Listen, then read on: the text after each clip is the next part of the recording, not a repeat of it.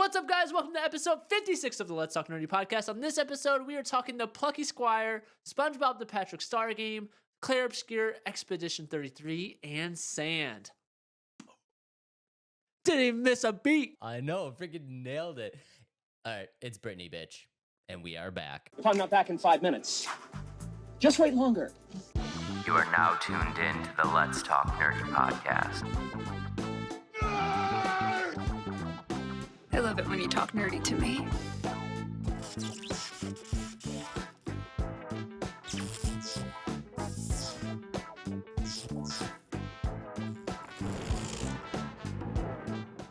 Guess who's back? Not the right song at all, but I know who you're talking about. Any Britney song that says, yeah, it's Britney. I honestly don't even know if that's Yeah. a song. That's Michael Scott from The Office when he pulls up in the new season. He's got the red sports car with the top down.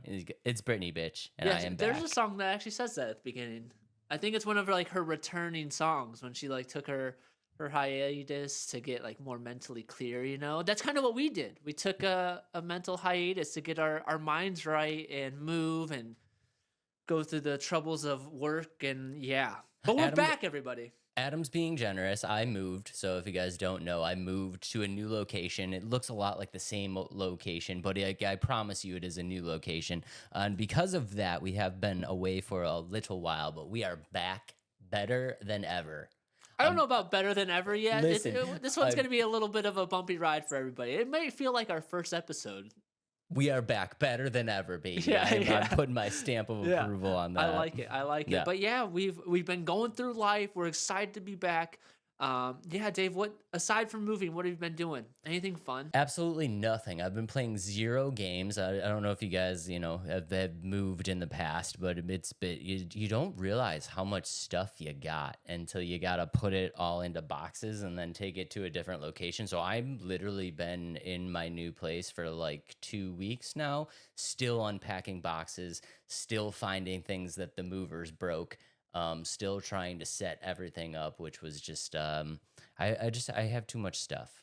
Is the basic gist of it. Yeah. What have you been up to? Anything fun? Well, no, nothing fun, unfortunately. So I don't know if I've mentioned it in the show at all, but I work in athletics for college, and the first 2 weeks of August are absolutely insane. And I specifically work with men's and women's soccer, and their practice schedules are completely opposite. So the women practice at 6 a.m. and then the men practice at 2 p.m. And then there's other days where the women practice at 6 p.m. and the men practice in the morning. And so I'm there from 6 a.m. to 8 p.m. for 2 weeks straight because of 2-a-days in camps. And I'm finally slowing down, and I've finally gotten back into some games and some movies and TV shows, and it feels good. So movie-wise, I haven't watched too many, but TV shows, we finally finished the Breaking Bad. Okay, and are you now on team it's the greatest show of all time? I'm not on the greatest show. I'm really happy with how it ended. And it wasn't a show where I was like, I don't like this show. It was a very I'm glad the way that the finish of it went. I'm like, this is how it should have ended. I think that's where it was wrapped up very well. And I really think that's where it sold me, I think, at the end. Because, like I said, when I was talking about it in the past, I felt like the show was kind of slow-paced for my liking. Felt like there's some episodes that just didn't do anything for me. But at the end, when it was a bit chaotic, and I don't want to spoil anything, the chaos at the end really made it feel like a really good show. And I think that's why I really liked it. Spoil it. Spoiler alert. No The spoiler show's 20 years old. I know, but people like me, they might be hearing this okay, I'll give it a shot since Adam gave it a shot. But Okay. All right. other shows I watched, I finished The Blacklist season 10. Okay. Have you ever seen that show?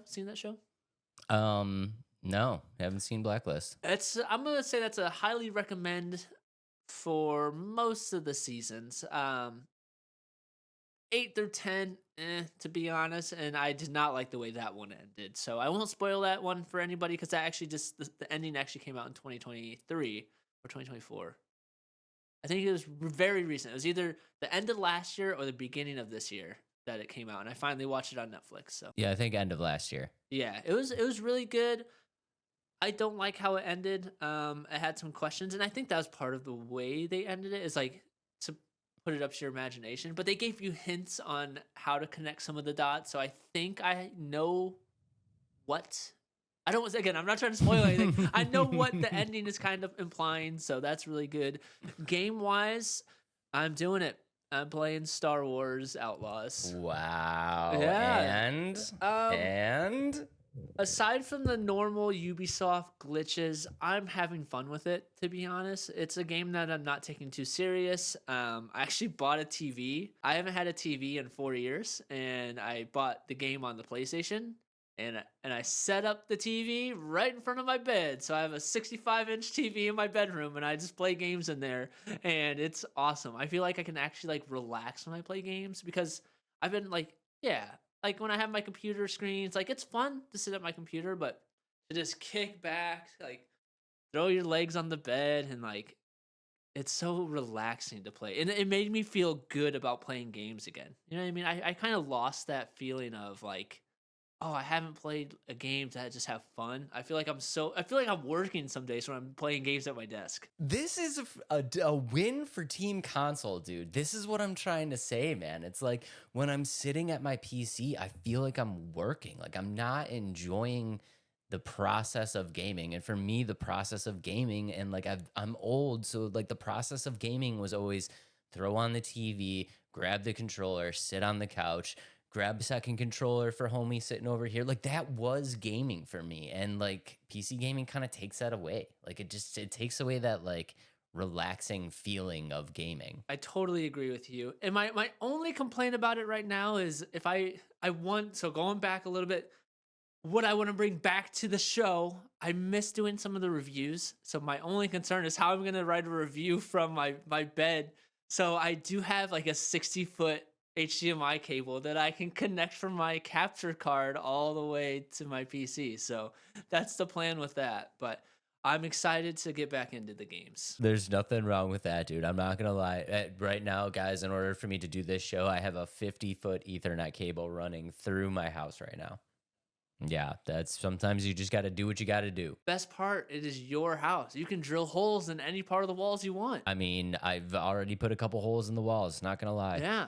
Not, Yeah. I didn't mean to do it, but you know what? It happened. But you can put some intentional ones and feed that Ethernet wire through it. That's a project for another day. I'm going to just try to get all my clothes out of boxes first, but I like the way you think. Yeah. I'm just moving fast. But let's get into it. Let's jump into our first game of the night, the Plucky Squire. Dave, I want to say this game looks awesome. I'm excited about this one. Are you excited about this one? This one is really fun looking. There's some little quirks that I wish that it could be different, but other than that, it's very fun looking, and we can kind of jump into it. Dave, I'll let you kick it off here. You want me to pull up the trailer? Yeah, let's go ahead and pull up the trailer. I'm absolutely ecstatic that you are excited about this game. So, guys, if you guys don't know, the game is called the Plucky Squire. It will drop on the Switch very, very soon, September 17th. And I think one thing that's really cool about this game that is really kind of making it very unique and very stand out is this ability that we're going to see in the trailer here in a couple seconds of going from 2D to 3D in the same video game.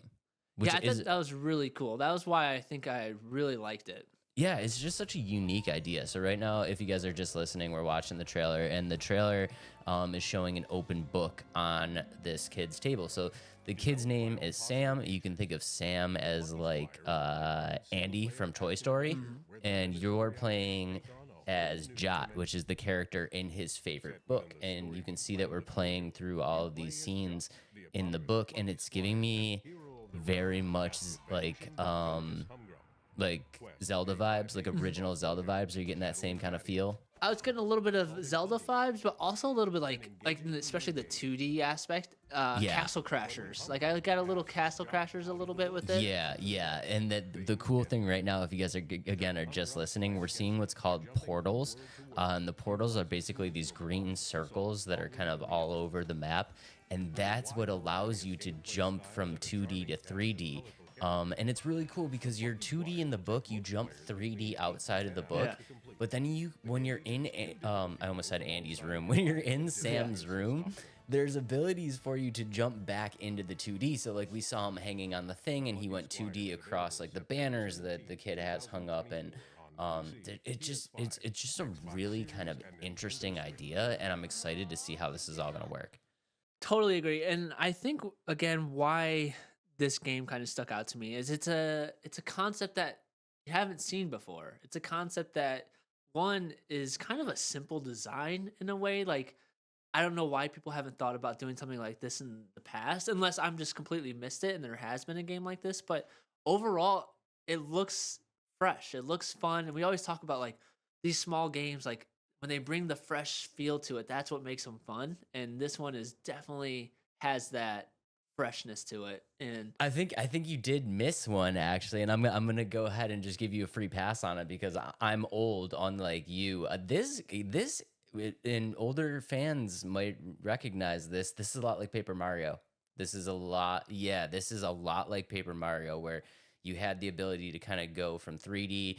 And then in order to solve puzzles, you had to jump to 2D and kind of like walk around walls and stuff like that. But I think this game takes that idea and just elevates it to the next level. Like in Paper Mario is very linear because it came out in like the N64 era. So it's a very linear experience. This is much more of a free roam. And I don't want to say it's like an open world because it's definitely a linear experience.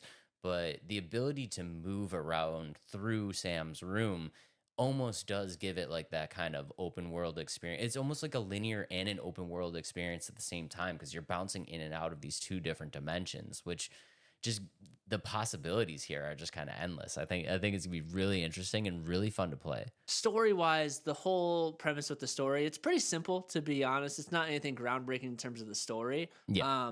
The villainous character, Malevolent. How do you want to say that? Malevolent? Malevolent, I believe. Malevolent?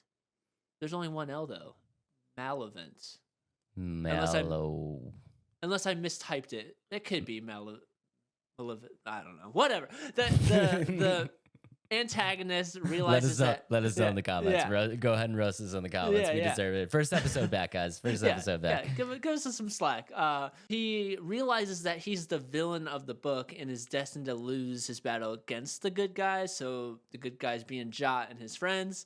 And so what he does is kicks Jot out of the pages and causes changes to the story. And Jot's like quest and overall goal is to kind of restore the story and defeat Malevolent. And a couple of things about how the game is going to work, because, I did mention it does remind me of Zelda, specifically Link to the Past. It kind of looks like to me. You're going to have this kind of 2D, 3D thing like Paper Mario. But when you're within the game, like when you're within the book, you get that top-down look that looks a lot like Zelda. And the combat that I've seen so far from the trailer and gameplay does look a lot like Zelda, so much so that you get, obviously, your weapon's a sword, so a lot like the Master Sword. You get the sword spin, which we've seen in Ocarina. You get the sword throw, which is kind of like the full health attack in the original Legend of Zelda, where you can kind of like shoot it across the screen. And I thought it was really cool that you can throw the sword into stuff and it will like stick, and then you can like pull it back, kind of like Thor's hammer. You can pull it back. Yeah, I thought that was really, really cool. And then moving throughout the book, it's really cool that when you get to like the edge of the screen, the page just kind of flips for you. So so you can control throughout the pages, and say you walk, off to the right, the page will turn to really give you that immersive, like you're in the book kind of vibe. And I just think they did a really, really great job and like attention to detail on it. Super, super cool. And something really interesting is that the things that you do within each of these dimensions affects what happens in the other dimension. So the idea of jumping through back and forth throughout the book actually serves a purpose. And one of the examples that they gave was there's like a page in the book where there's this rotating saw, and you need to stop the saw blade from spinning so that you can get to the next page. Well, in order to do that, you needed to jump outside of the book, find a specific item that you need to bring back in with you into the book, and then stop the saw. So like the things that you're doing, there's reasons to jump back and forth in and out of these two worlds, and the things that you do in each world affects how the other dimension operates. The way I'm kind of thinking of it now is, so you almost like, it's almost like you're reading the book and you can't just like jump out and jump to the next page. Like you have to like progress the story and connect the story in terms of like, okay, so we're at this page, but we can't get past because like we're stuck in this part of the story because it's missing part of the story, and like the saw is like will be turned off by this piece. That's really cool and a cool concept with that. I didn't think about that because my thought was like, okay, let's just jump out of this page and jump to the next page. But so that's kind of cool that they're connecting it in the sense that you have to connect pieces from each world. So I like that a lot, actually. It's a lot of interconnectivity, so it gives you a reason to jump back and forth out of the book, because the idea of going 2D to 3D is cool, but if there's no reason for you to do it, then like if the main story only took place within the book, a lot of people would probably jump in and out maybe a few times, but then just get focused on the main story. You know what I mean? This gives you that reason, and the things that you can do when you're outside of the book in the 3D realm. We've seen a lot of stuff. So if you look at the trailer, like there's obvious platforming sections, but there's parts where like he has a jetpack, like what I mean, like there's things outside of the world that make the gameplay slightly different that are going to work within like the platforming of the game. So I think it's everything you do is going to feel like fresh and new. And I don't think you're going to get bored with it. Like we saw a lot of stuff. Obviously there's going to be platforming, obviously there's going to be puzzle solving, the combat we talked about, but we've also seen like little mini games too. So if you look at the trailer, there's that mini game where like you're boxing, and then there's a mini game where you're like Look like a Candy Crush kind of thing. yeah, and then there's a mini game where you're shooting arrows, like an archery thing. So I mean, there's the variety of things that you're going to be able to do in the game, plus this 2D 3D jump aspect. I mean, it just feels like a game that you're never going to get bored of, and you're going to get new things along the way as you progress. I don't think it's a game that's ever going to feel like stale. You know what I mean? The concept is so like unique, but it also like looks fluid too. Yeah. The game itself, like watching the trailer, it didn't look like it was kind of like a glitchy switch between. It feels like when you go from 2D to 3D, it definitely has that fluid feel to it. And then even with like the mini games, it seems like the transition from the normal walking through into the mini game is a good transition. It's not just all right, here's a cutscene now mini game. It feels like it switches well into these different types of flying with a jetpack or boxing and the puzzles.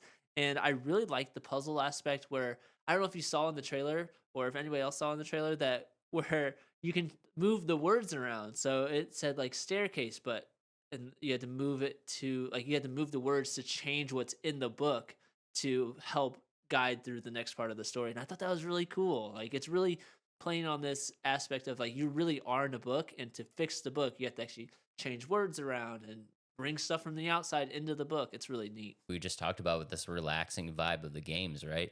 I feel like this is going to be one of those games. Like this is going to be a chill, relaxing, fun game where like I realize that there's combat in here, but we're not talking like Dark Souls level bosses here, guys. We're talking like, you got a couple little minions that you want to hit with your sword, but this is mostly going to be like a puzzle solving kind of fun platforming mini game style thing, like something you could just throw on and just kick back on the couch and just kill a couple hours having a good time. And it does look really, really polished. One thing that I thought this game specifically could do really well with, and just kind of based off what you see with the trailer, I really think this could have been a fun couch co-op. Like a game where you can kind of sit back and relax. And I know it's one of those like it's a single player, just you want a single player adventure game, but the way it's kind of set up, and like even with like the characters' friends, like Jot's friends, like they're all four on the screen at once, and they kind of move along. I'm like, how cool would it be to like jump in and out like a Teenage Mutant Ninja Turtles situation where like press start and I'm playing with you. Like I thought that would be really fun, but other than that, I feel like the game looks really fluid. I'm not gonna like honestly, I hate being kind of chalk and just like, totally agreeing about, because I feel like we're on the same page with like every aspect of this game. But I totally agree, dude. Like, how fun would it be? Like, there's 4 characters there. How fun would it be to have a second player? You know what I mean? Like, I don't know. I do agree with that. And maybe it's something that they'll add in the future.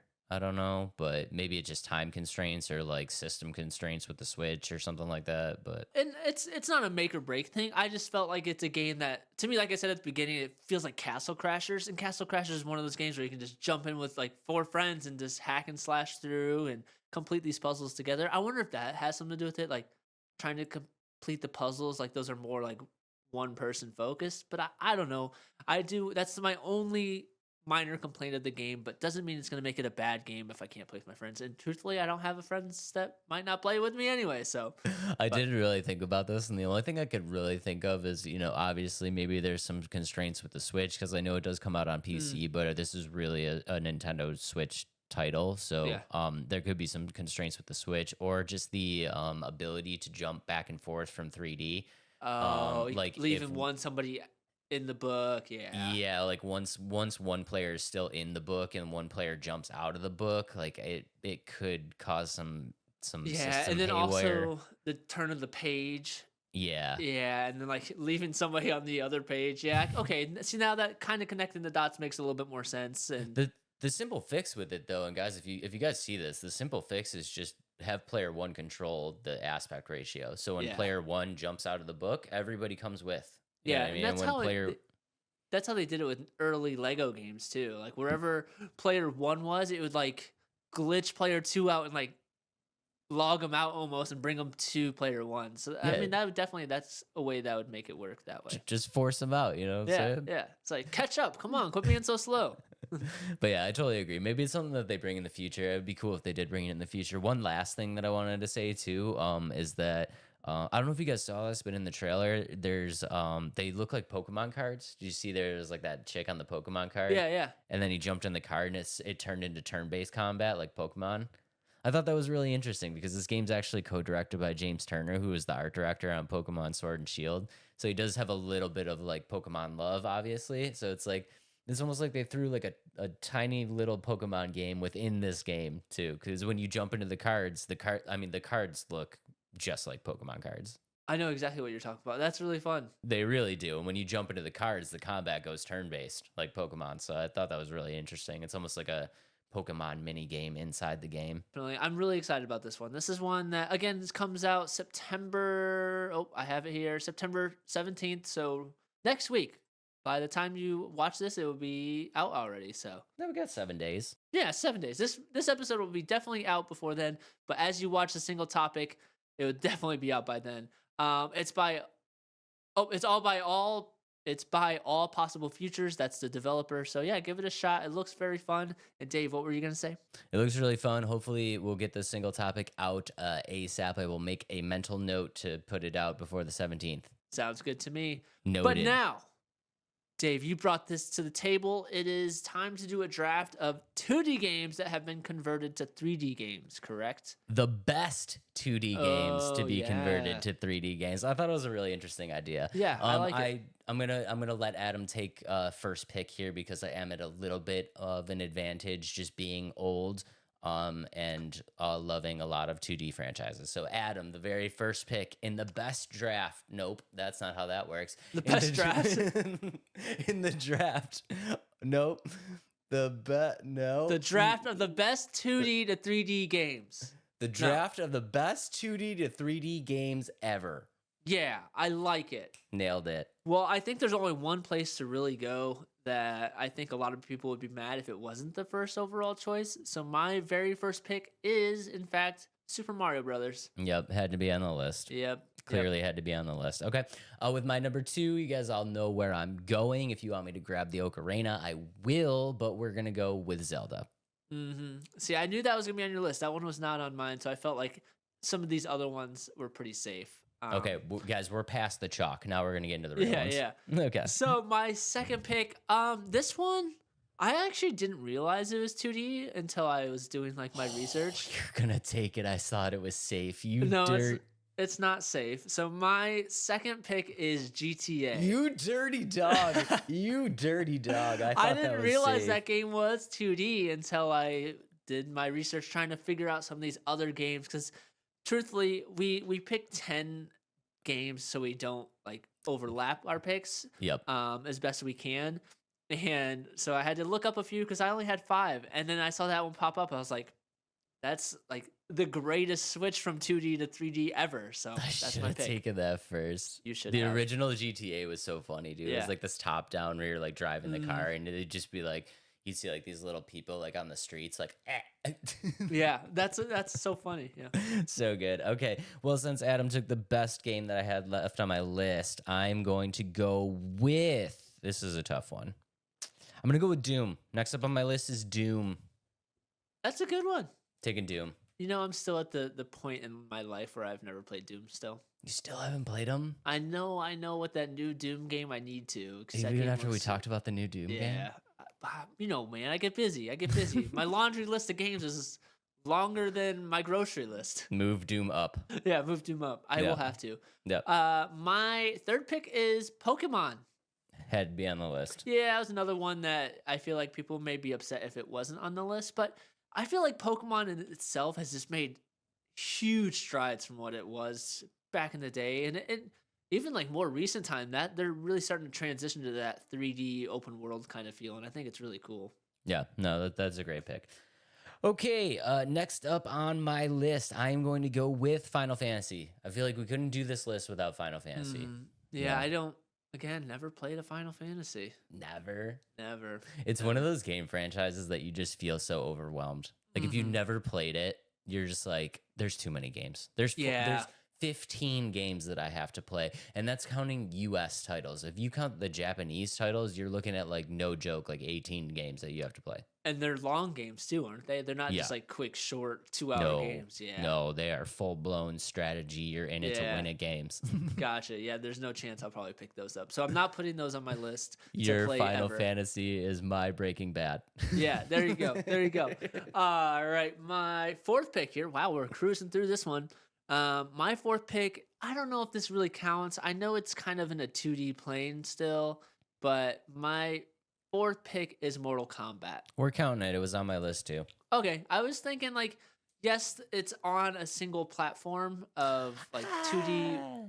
I mean, I guess now the newer games you kind of Yeah, with the rotational. You know what I mean? Yeah, Yeah, yeah, like it's rotating in a 3D space. Yeah. I like it. Okay, We're my counting fourth it. pick. Yeah, sounds good. Yeah, we're counting it. Okay, moving on. My fourth pick is going to be Donkey Kong. Okay. Yeah, I feel love- like if you pick Mario, you have to pick Donkey Kong. I love Donkey Kong, dude. Yeah. I don't want to be this guy, but I almost kind of put Donkey Kong like Mario's here and Donkey Kong's like, it's like right there, man. Yeah, it's like neck and neck for you. It really is, dude. Yeah. I love me some Donkey Kong. That's a good one. That's a good one. Okay, my final pick. So I kind of want to pick two different games, but I think I'm gonna have to do this one instead. Maybe. I feel like this is the most drastic change from 2D to 3D too. So I'm gonna go with it. My final pick is Pac-Man. Ooh. Like from Pac-Man to 3D World Pac-Man. Yeah, no, that's a great pick. I really enjoyed the actual like 3D Pac-Man. I thought it was really fun. It's very different from what the actual like original game is, and I always enjoyed those. That wasn't even on my list. It's a Yeah. fantastic pick. Yeah, it's like completely different. Like it's Yeah, like, I mean, 2D. I feel like it's just a dot. Like it's just one dot moving around, and then Pac-Man to 3D is completely different. So Now I don't know what to do because I thought you were gonna take this one. I feel like if we don't put it on the list, people are gonna get madsies. oh. Yeah. Well, we have honorable mentions, so pick the one you No, want. nobody listens to the honorable mentions. That's true. That's true. I keep That's those right. out. I'm gonna go with the one. I'm gonna go with the one that I want to, not the one that we should go with, and then we'll get plenty of comments. My very last pick is gonna be Ninja Gaiden. Ooh, that's a great pick. Yeah, Ugh, I like yeah, it. I love Ninjas the are Ninja so Gaiden. cool. Dude, I love the Ninja Gaiden games. Yeah, they're so good. They're so sick. Honorable mentions, though, the one that we should put on the list is Metal Gear. People are gonna get angry about that. Eh.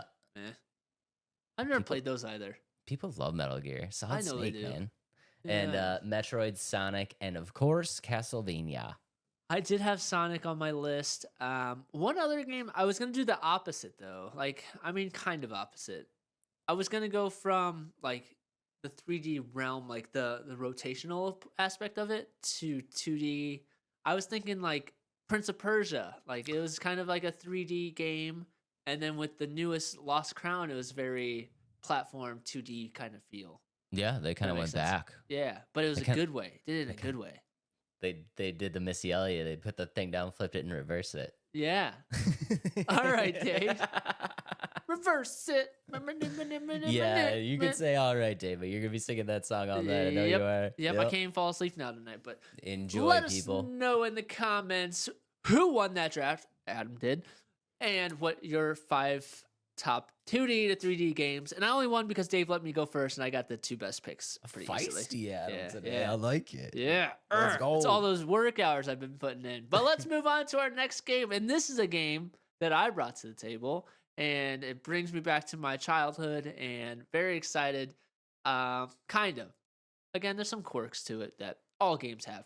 But this is SpongeBob, the Patrick Star game by PHL Collective and being published by Outright Games.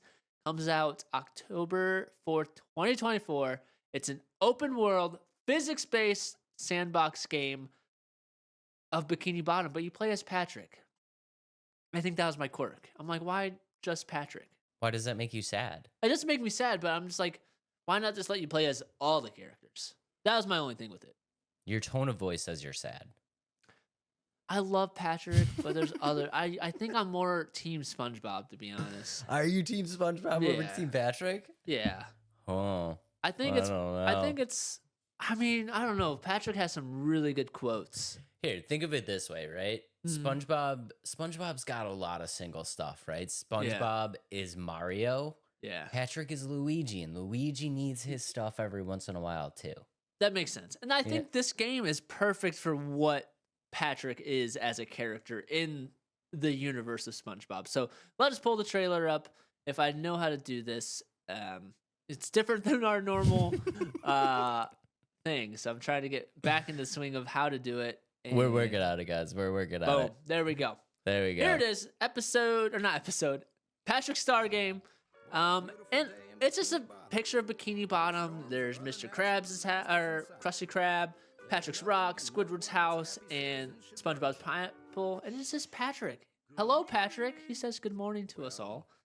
But and the biggest thing about this game is it's just chaos. And that's all this game is. Okay, that's. I was waiting for you to say something because if you didn't, I wasn't. I was going to. When I watched this trailer, I almost got anxious. Yeah. Of how much chaos and how much like things were breaking and just like falling all over the place and jumping around. It was a lot. It was a lot to handle.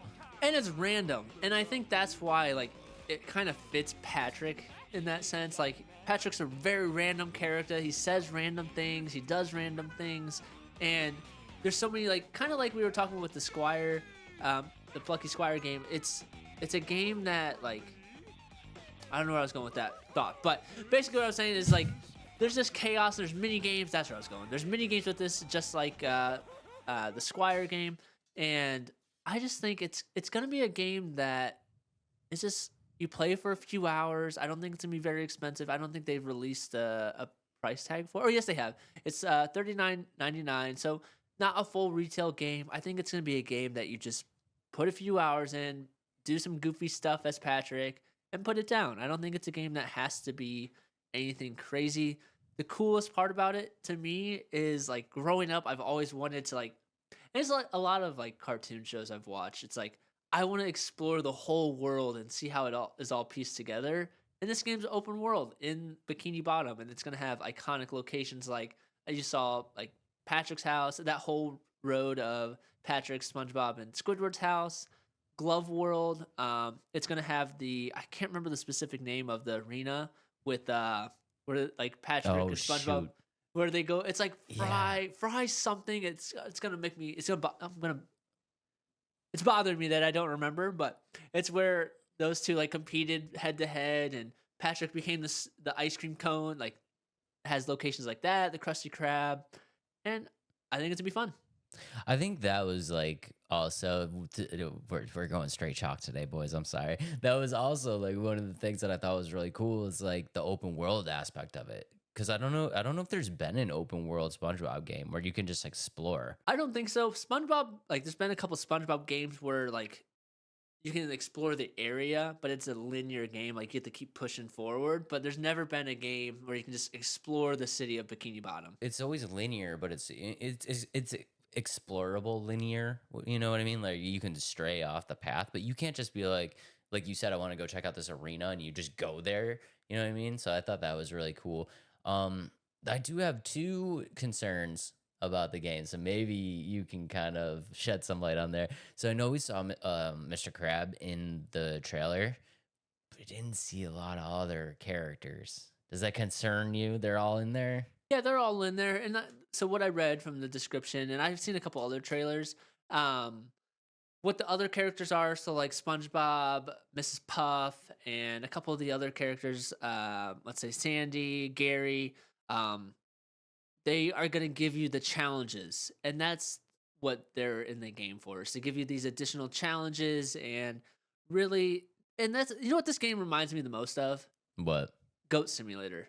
This is Patrick Star Goat Simulator. That's basically what it is. I think it's a game where you can just do whatever, break a bunch of crap, complete some challenges, and play for a few hours. And I think that's all this game is trying to be. I don't think it's trying to be anything spectacular in terms of like story or game mechanics or anything like that. I think it's just a game to give fans a to play as Patrick for one, because there's a huge following behind like Patrick's one of the People best love characters. people love Patrick. Right. And a lot of fans that want to just explore Bikini Bottom and cause some chaos. And I think that's all this game has to be. And there's challenges, yes, but you don't have to do them. What the challenges do, and there's it fits with the theme of like, or kind of a Easter egg with the show, is when it's an episode where Patrick comes in as a trombone after Sandy beats him up, and he goes, "Is mayonnaise an instrument?" Is mayonnaise an instrument? So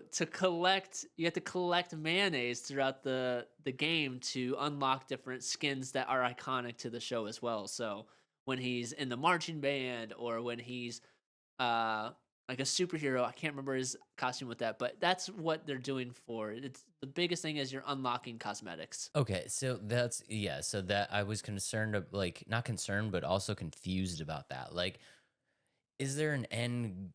There's obviously an end goal to the game. There's no end goal to the game. I mean, I've to collect all the stuff, but really, and they say it kind of in the trailer, it's like you can do all the challenges, or you can sit and do nothing, and it's Patrick sitting in his rock watching TV doing nothing. Or there's when he's on the ride, the seahorse, and he's just sitting on the seahorse, or you can just cause destruction of the town. Okay, so it really is like an upgraded goat simulator. Exactly. It's a SpongeBob version of Goat Simulator. That's interesting, man.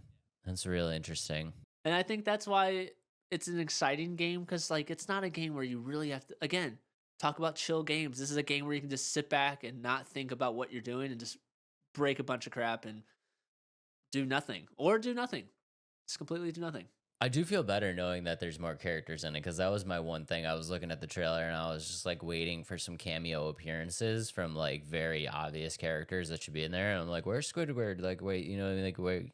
I was a little nervous that I didn't see anybody in the game. Yeah, Squidward's in it. Plankton's also in it. My kind of concern is, yes, we get to explore the town.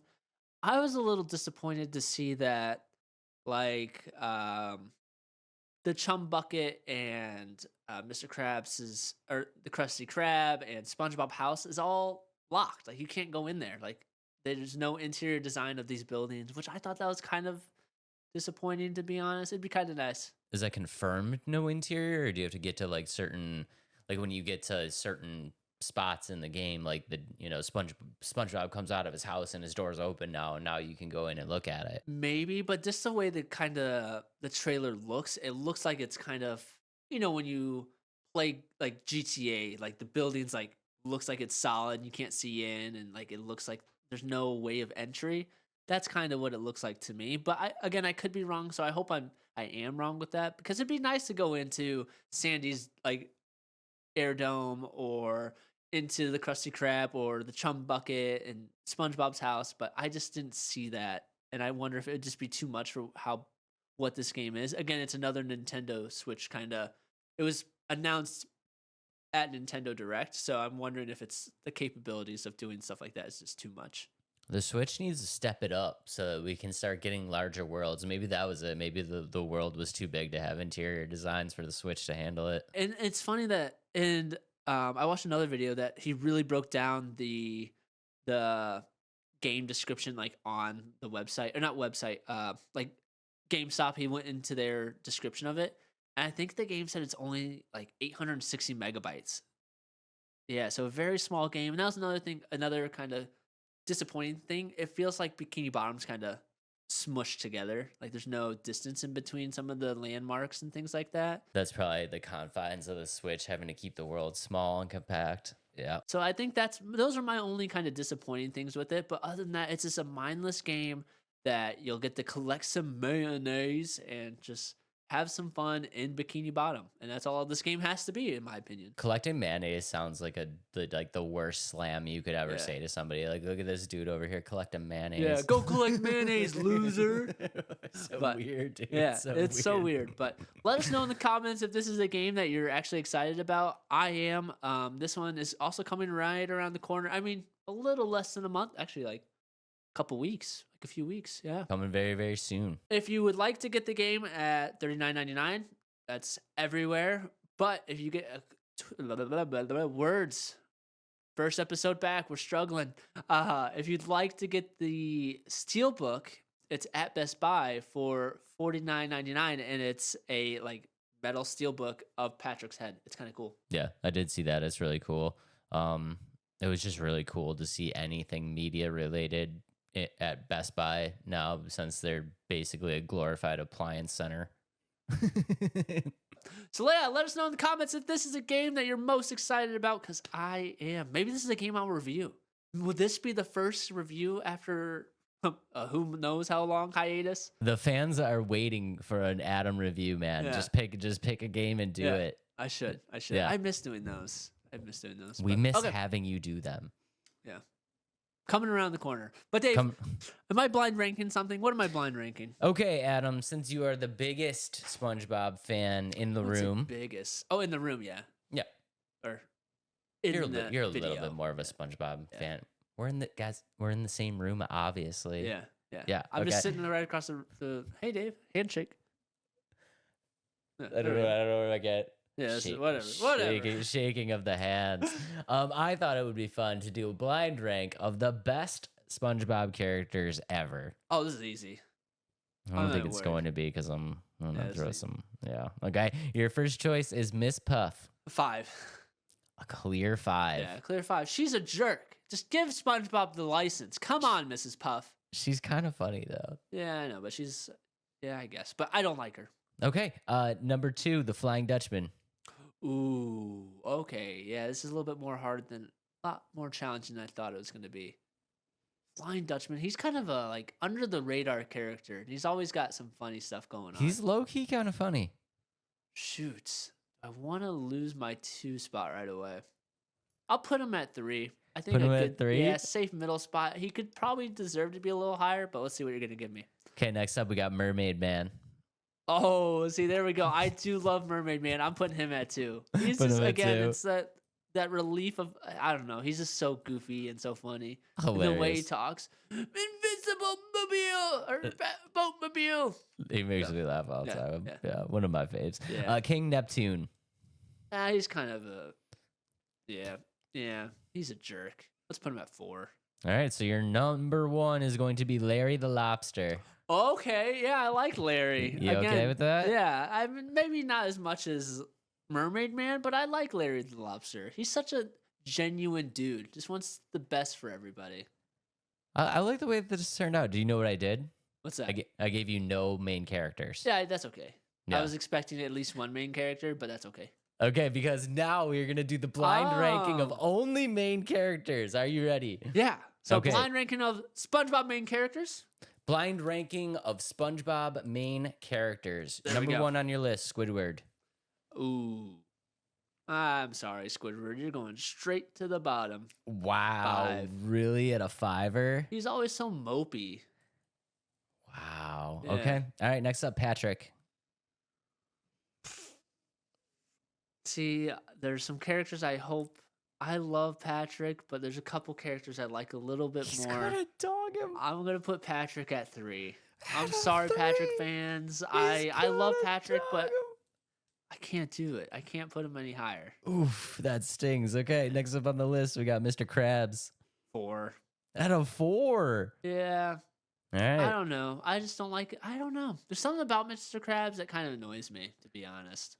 All right, the moment we've all been waiting for. SpongeBob, where's he going? 1 or 2?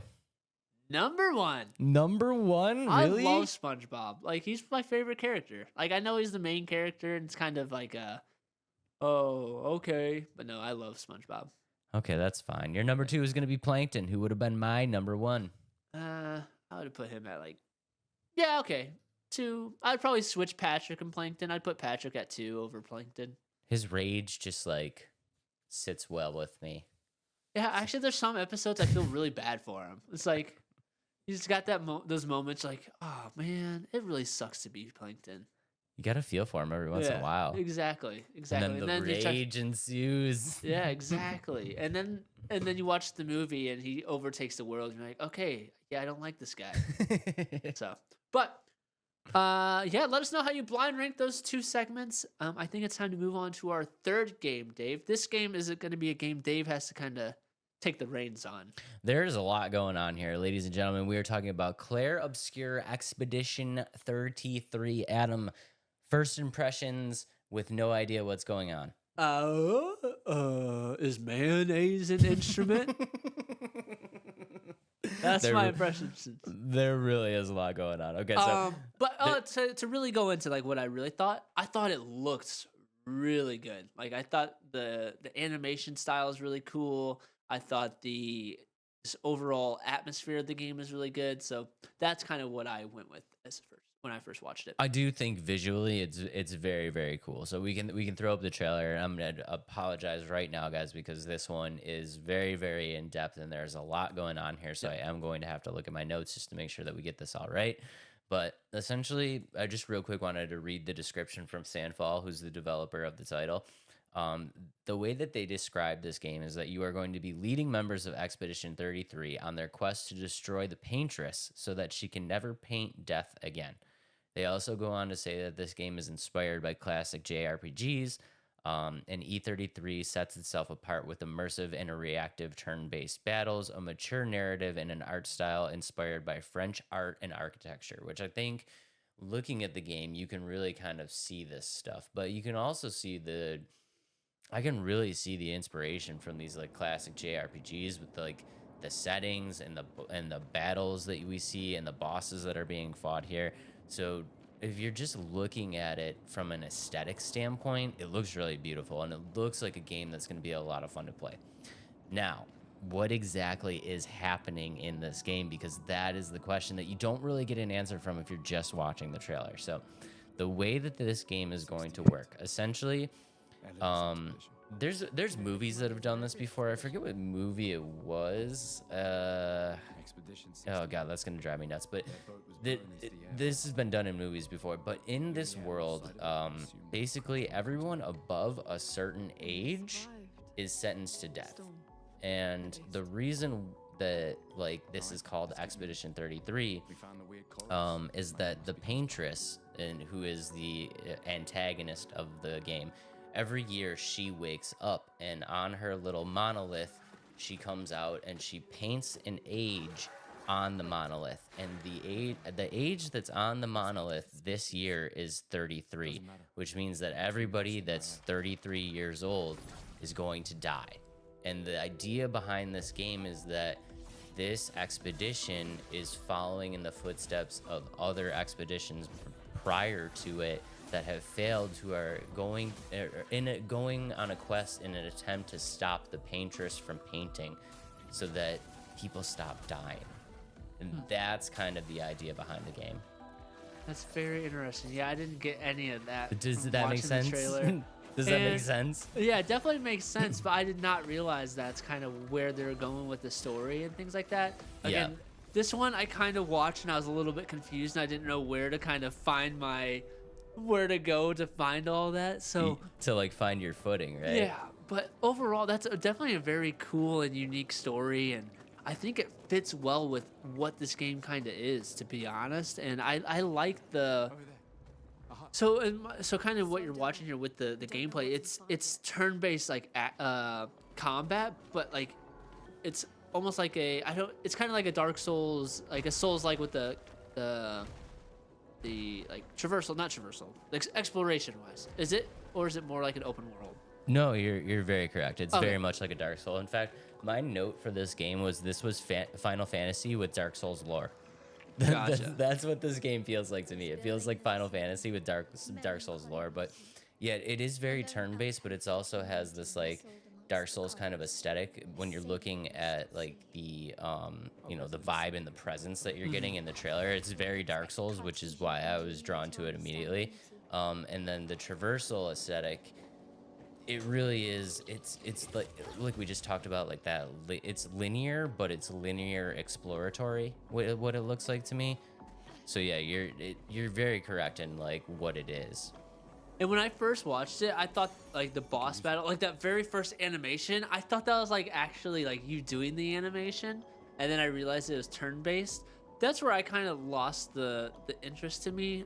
To be honest, I'm not a huge fan of turn-based stuff like this, but I don't think it looks bad. I think like the mechanic of it is really cool with like you change, like you hit your attack, but you actually had the button input to make the attack work. I thought that was cool. Yeah, and I'm not gonna lie, I'm not the biggest fan of turn-based combat either, but this one really intrigued me because I think that this combat system is very unique in the sense of, yes, it is a traditional turn-based combat system, but it brings in a lot of aspects of things that I love, and it makes it more, they really said, it's a dynamic turn-based system, and it really is a dynamic turn-based system. So when it comes to the combat, you can think of it almost like it's almost like a mashup of Final Fantasy and like Persona almost a little bit. So when it's your turn, when it's your turn to attack, you have your very basic moves. So you can attack, you can equip items, you can use skills, all the standard stuff. But one of the things with the attacking is once you select your attack, your turn is not over and you're just watching an animation, which is typical of a lot of turn-based RPGs. In this game, once you choose your attack, you have this like free aim system, so they want you to be able to aim your attacks in certain spots and find what they're calling weak spots on the enemies, so it keeps that like more interactive. And then on the same token, on defense, you have a chance to like when you're playing Pokemon and it's just like you throw the attack and your dude just gets smashed and you're like, damn, that sucks.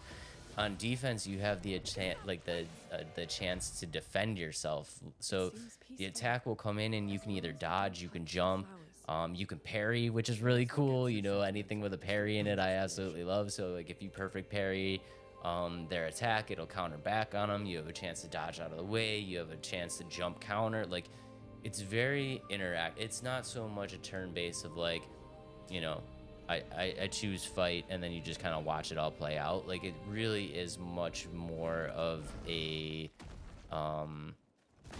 I wish there was a better word than interactive.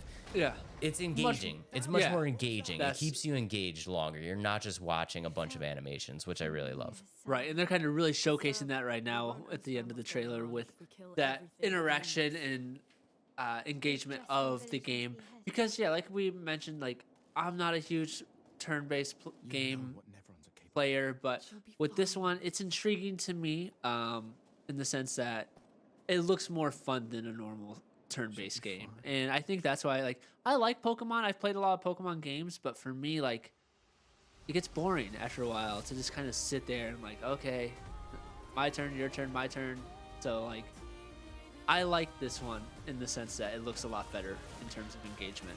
I mean, I know we're gonna probably get in a lot of trouble for saying this, but yeah, turn-based games have always just been a little bit boring to me, just because it's very much just like pick and watch, pick and watch, pick and watch, pick and watch, and I'm just like, me, man, I want Right. I want a game where there's a 40-foot beast that is trying to slice my head off for will not leave me alone, and to have a little bit of that in here kind of makes me very interested in getting into this turn-based system. And the story is just so crazy. Like the story sounds so good.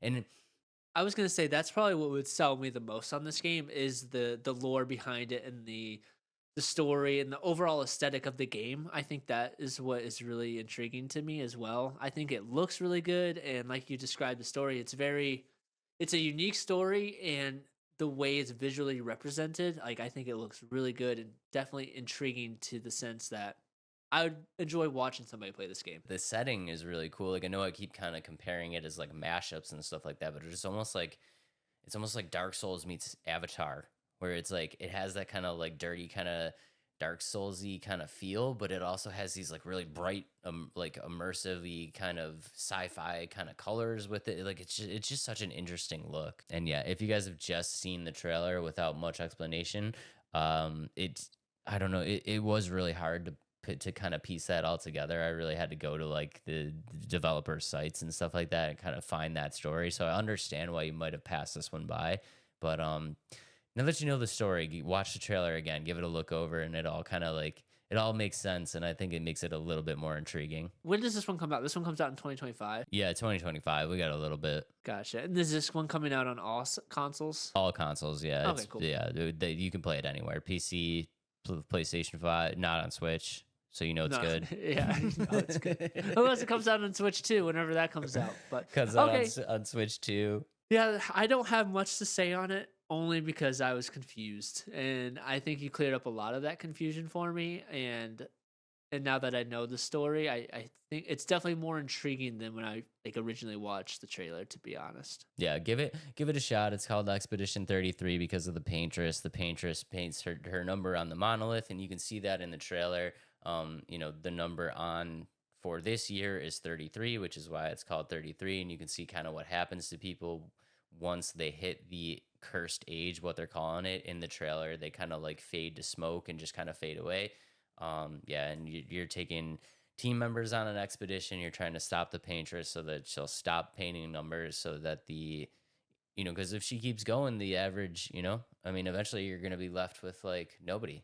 Yeah, no, there's going to be nobody. Yeah, you're going to be left with nobody to live. So they go on a quest to stop her. And look at the combat system. If you look at the combat system while you're watching the trailer, now you know how it kind of works. You can see the parry pop up and stuff like that. It looks like a lot of fun. I'm super excited for this one. Will drop in 2025 on all platforms.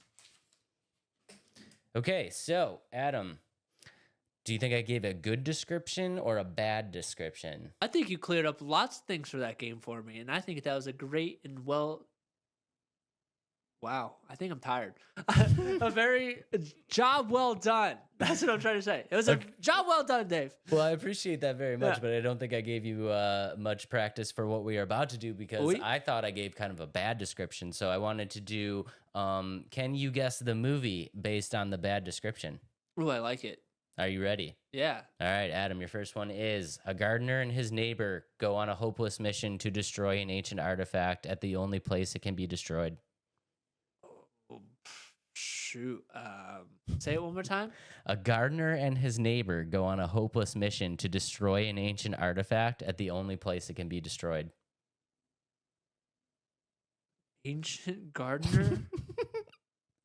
Destroy an artifact? Not an ancient gardener, just a gardener. To destroy an ancient artifact. Ancient artifact. Gardener. Would you like a hint? Yes.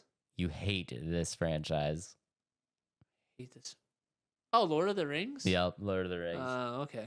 Okay. Next up. That one's hard. Yeah, that was tough. Okay. A grumpy emo chick decides whether to date a corpse or a dog.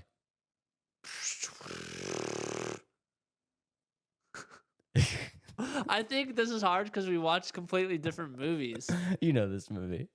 An emo chick. A grumpy emo chick decides whether to date a corpse or a dog. Oh, is this A Nightmare Before Christmas? No. No. You know it. It's Edward. Oh, Twilight. It's Twilight, yeah. Oh, see, I never watched those. That was a funny description. Yeah, it was. Okay. Two sisters express concerns over their father's new passion for collecting gemstones.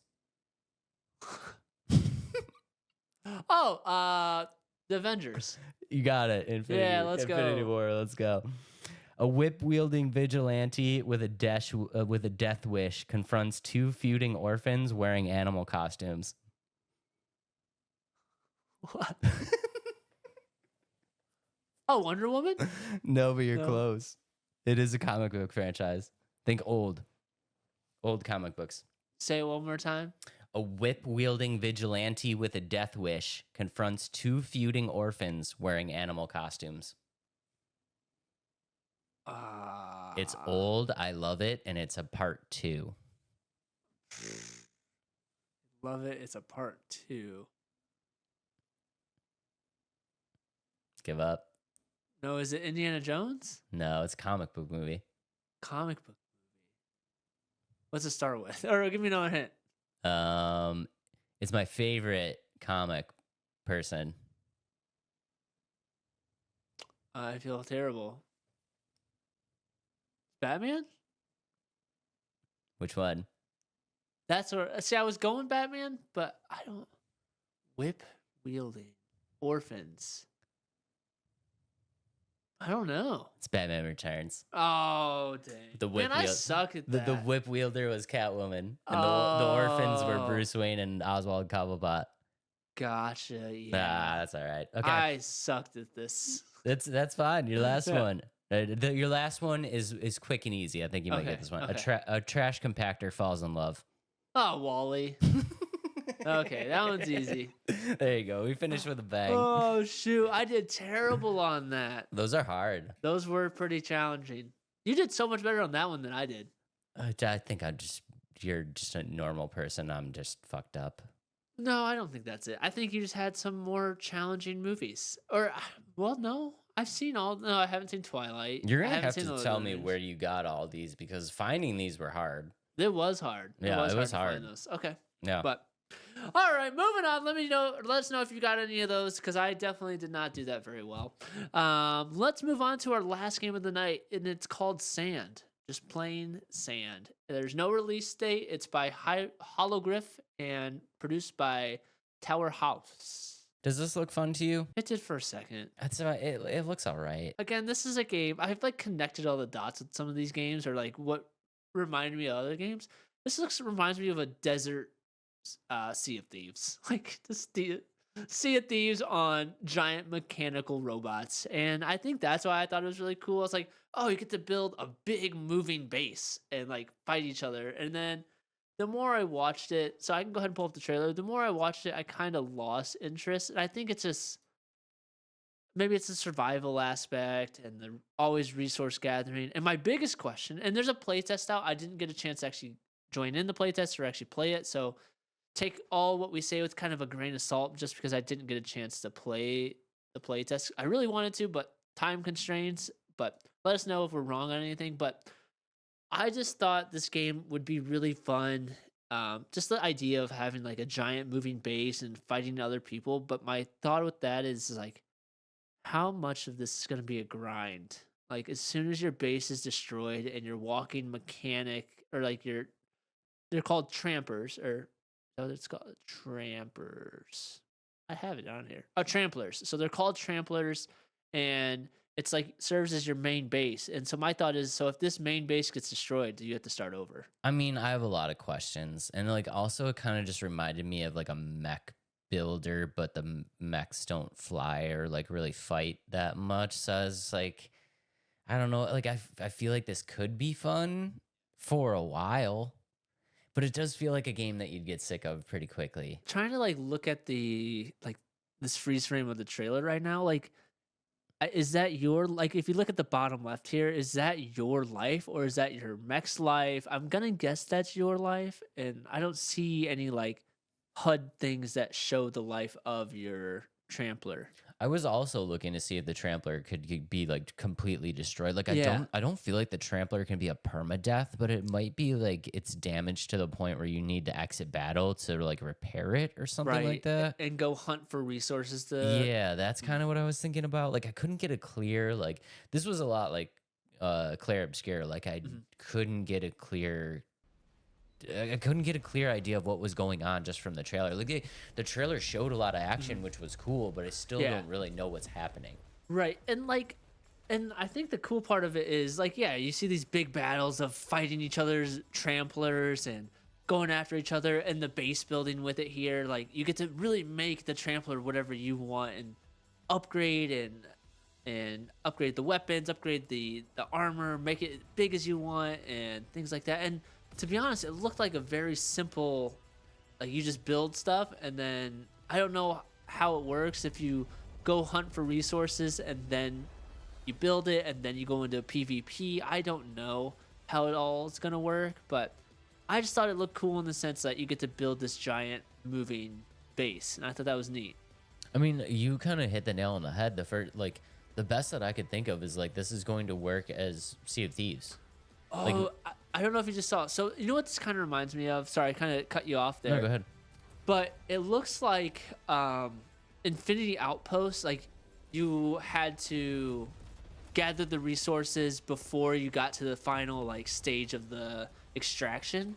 So I wonder if you saw a little bit in the trailer where they were running without their mech and they like extracted this barrel of stuff.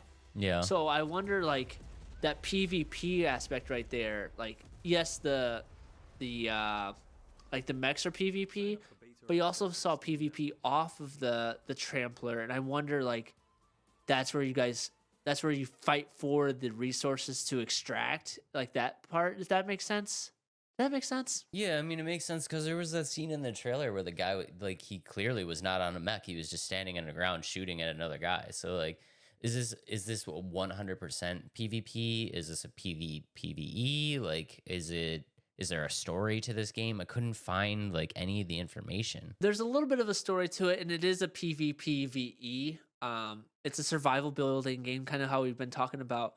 And there's a little bit of story. I didn't dive too much into that. I was more focused on trying to see what the game was about and like how this all works, and really didn't see much about it. I'll pull up the Steam page real quick, but the open world of Sophie is where this takes place.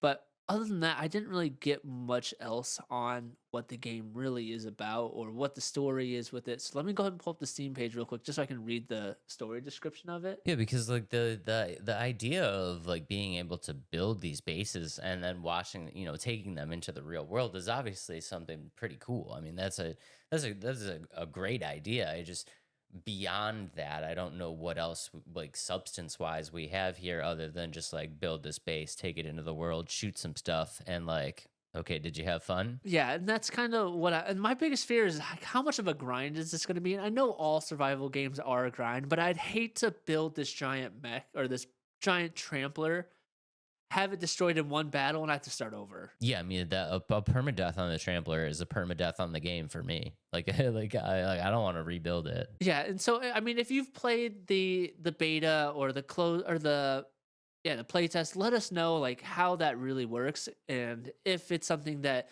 if you lose your trampler, it's over, or is it something that you lose your trampler, you just have to find some resources just to regenerate it. I'm very confused on how that's going to work, but here's the story.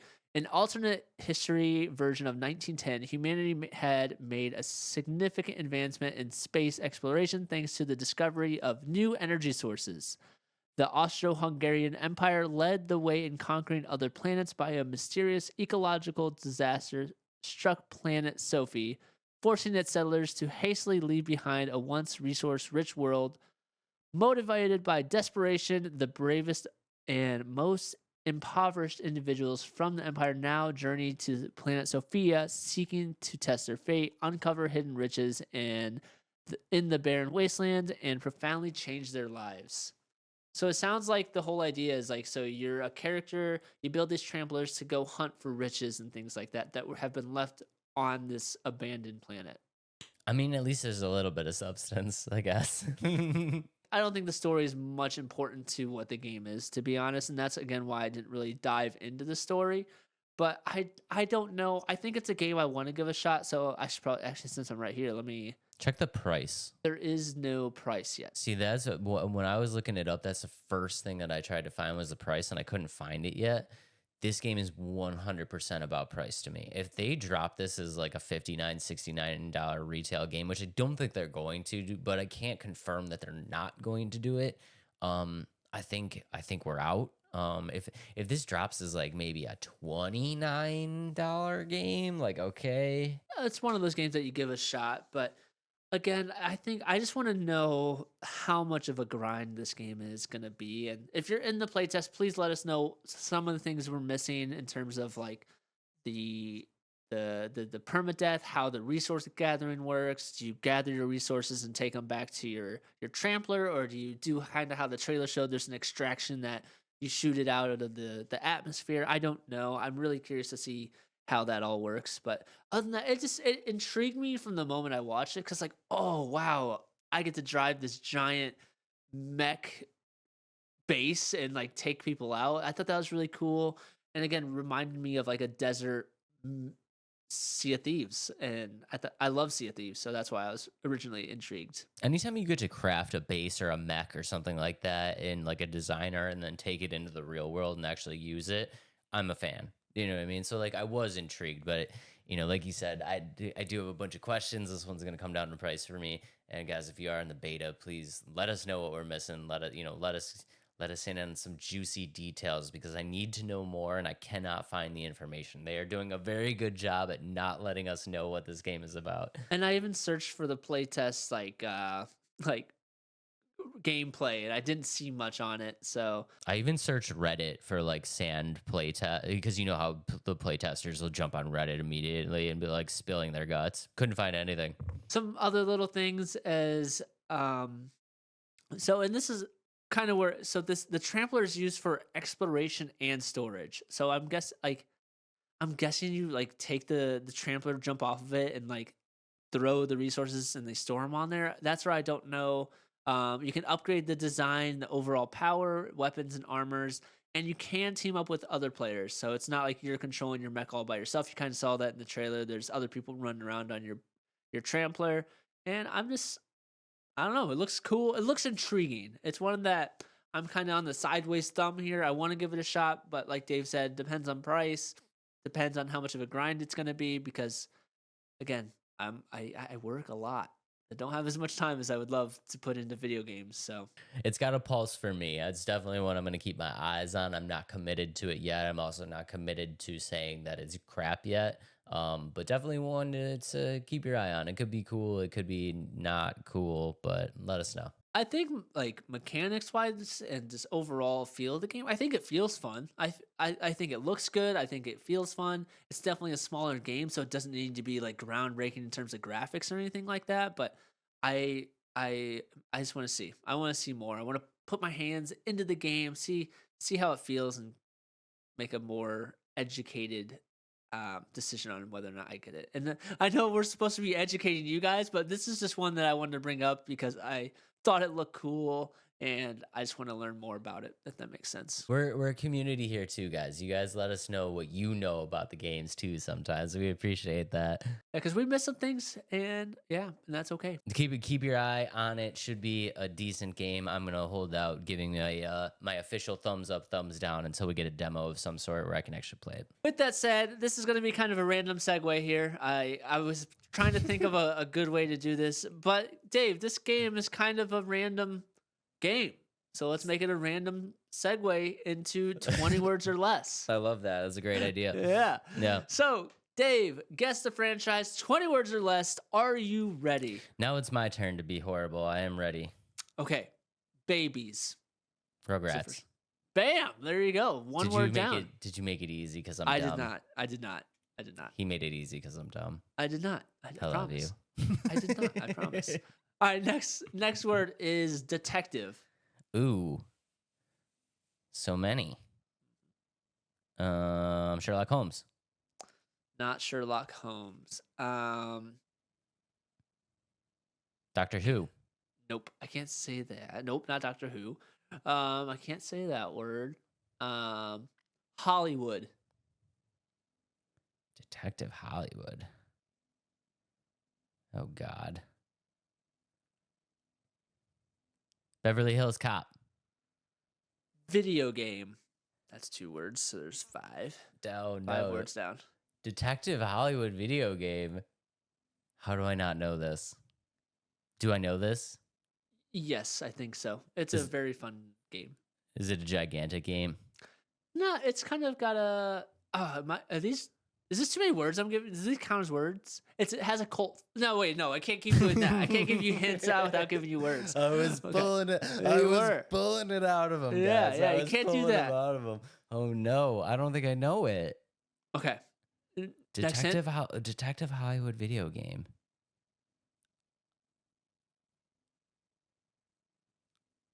Oh, what's the name? Oh no. Oh, No. no. No, what's the name of it? Cole? Okay, that's one of the characters. Yeah. Yeah. No, why can't I think of it? No, I'm so screwed. Oh my god. Should we come back to it? Yeah, let's come back to it. Okay. Next one. I can't believe I know the character's name and not the name of the game. Yeah, we might have to give that one to you, but we'll see. We'll see. All right, Okay. moving on. Next game here or movie. Let's go with No Worries. No worries. Yeah, that's 7 words, by the way. Oops. No worries. What? Should I give you another hint? Yeah. Animals. Animal Crossing. Nope.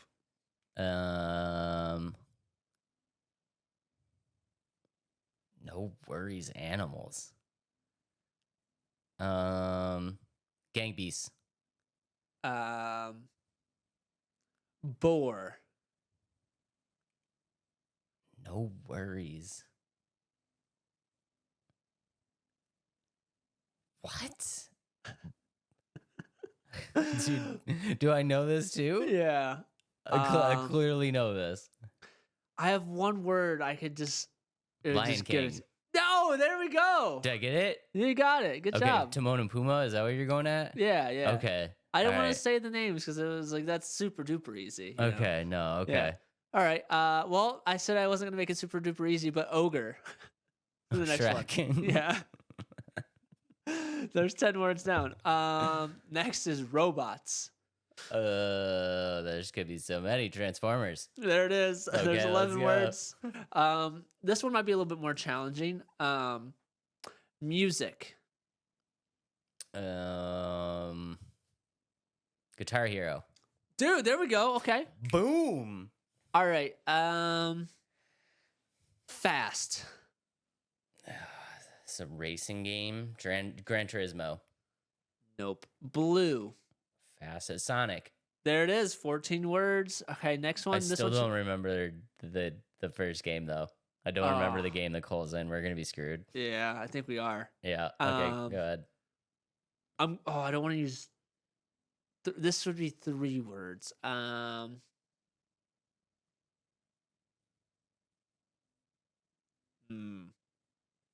I mean, I don't want to use. I don't want to use 2 words here. Okay, coming up with a good topic here. Outlaw. Oh, the LA Noir. Before I forget Oh, it. LA there we Noir. go. Let's There go. we go. Yeah, you Okay. got it. All right, before I forget it. Okay, Outlaw. It's not Star Wars. That'd be too easy. Outlaw. I can't say outlaw if it was Star Wars because Star Wars Yeah. Outlaws. Yeah. Outlaw. Red Dead. Boom. Let's go. 15 words, Dave. You did it. Let's go. Good job. You made it I can't kinda believe easy. you did. I did make a few of those easy. did I make think them kinda easy. Shrek, Transformers, Guitar Hero, Sonic, Rugrats is probably the easiest one. The one that you made legit, I couldn't think of, was great. Yeah, I was gonna say. And, oh man, I can't believe you got the name of the character at first instead of the actual game title. That's I cool. just couldn't remember the title. I could see what game it was. Yeah, Yeah, that was that's great. fun. Good Great one. episode, dude. Great episode. Great episode back. How long was this one? I didn't even look at the time. We've been chilling. I don't know, like an hour. Hour 20. Hour Yes. 20. I think it's a nice little get into it episode. Sorry if it wasn't the best episode we've done. I felt like we did pretty well though for haven't done it in a while. We are back and better than ever. That's what Dave keeps telling us. But again, thanks for sticking with us. I know if you guys have left us, I understand why, because we've been gone for so long. But the ones that stuck around, thank you so much. We love you very much. I know I just stole that from Dave. That's Dave's thing to say how much he loves all of you, but it's true. I'm excited to get back into things. Be on the lookout for some reviews. There's some games I'm excited about, and I think I have some time available to actually do it. If not, I apologize. We are back. We love you guys very, very much. Thank you for the views and the comments and all the likes and stuff while we were away. I was still checking the YouTube. We were still getting engagement, so we love you guys very, very much. We are very, very happy to be back, and we will be showering you with plethoras of content coming up.